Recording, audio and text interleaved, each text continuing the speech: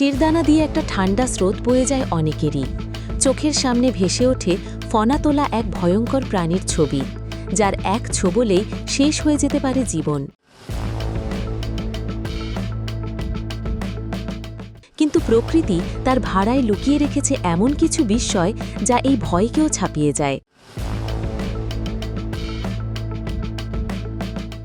বলছি এমন কিছু সাপের কথা, যাদের দেখলে মনে হবে যেন কোনো শিল্পী নিপুণ হাতে এঁকেছেন। তাদের রং, নকশা আর ছন্দ এক কথায় চোখ ধাঁধানো, কিন্তু এই সৌন্দর্যের আড়ালেই লুকিয়ে থাকে মারাত্মক বিপদ। ভারতের জঙ্গলে এমন কোন কোন সাপ রয়েছে যারা রূপে মন ভোলানোর পাশাপাশি প্রাণের জন্য ঝুঁকি তৈরি করে? বিস্তারিত জানাচ্ছেন আমাদের প্রতিনিধি। জঙ্গলের ঘন সবুজ পরিবেশ, পাতার ফাঁক দিয়ে সূর্যের আলো পড়ছে। ক্যামেরা ধীরে ধীরে একটি সুন্দর সাপের দিকে প্যান করছে। রূপেই যার পরিচয়, আবার সেই রূপেই লুকিয়ে আছে বিষ।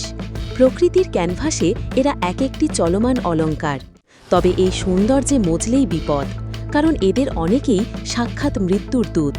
চলুন আলাপ করা যাক এমনই কিছু সুন্দর অথচ বিপজ্জনক সাপের সঙ্গে। তালিকার প্রথমেই আসবে ব্যান্ডেড ক্রাইট বা শঙ্খিনী। হলুদ কালো ডোরাকাটা এই সাপটিকে দেখতে অসাধারণ লাগলেও এটি পৃথিবীর চতুর্থ বিষাক্ততম সাপ। এর নিউরোটক্সিক বিষ সরাসরি স্নায়ুতন্ত্রে আঘাত হানে এবং হৃৎপিণ্ডসহ শরীরের একাধিক অঙ্গকে বিকল করে দেয়। ফলাফল মৃত্যু। এই হল ব্যাম্বু পিট ভাইপার। সবুজ পাতার সঙ্গে এমনভাবে মিশে থাকে যে আলাদা করে চেনার উপায় নেই। দেখতে শান্তশিষ্ট হলেও এর কামড় অত্যন্ত যন্ত্রণাদায়ক এবং বিপজ্জনক। তবে সব সুন্দর সাপই কিন্তু বিষাক্ত নয়। যেমন ধরুন পাইথন। তার বিশাল আকার আর গায়ের জটিল নকশা তাকে চিত্তাকর্ষক করে তোলে। এটি বিষাক্ত না হলেও এর শক্তির কারণে বিপজ্জনক হতে পারে। নামেই যার পরিচয়, বনসুন্দরী বা ট্রিঙ্কেট স্নেক। জঙ্গলের এই রাজকন্যাকে দেখতে কিছুটা ভয় লাগলেও এটি সম্পূর্ণ বিষহীন। একই তালিকায় পড়ে ব্যান্ডেড রেসার, কমন কুকরি বা কমন উলফ স্নেকের মতো সাপগুলো। এরা দেখতে আকর্ষণীয় হলেও মানুষের কোনো ক্ষতি করে না, বরং অনেক সময় বিষাক্ত সাপের ভুল করে এদের প্রাণ দিতে হয়।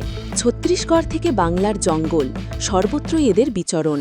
তাই জঙ্গলে ঘুরতে গেলে চোখ ধাঁধানো সৌন্দর্যে মুগ্ধ হওয়ার পাশাপাশি সতর্ক থাকাও জরুরি। কারণ প্রকৃতির এই শিল্পকর্মদের মধ্যে কেউ আপনার মন জুড়াবে, আবার কেউ কেড়ে নিতে পারে প্রাণ।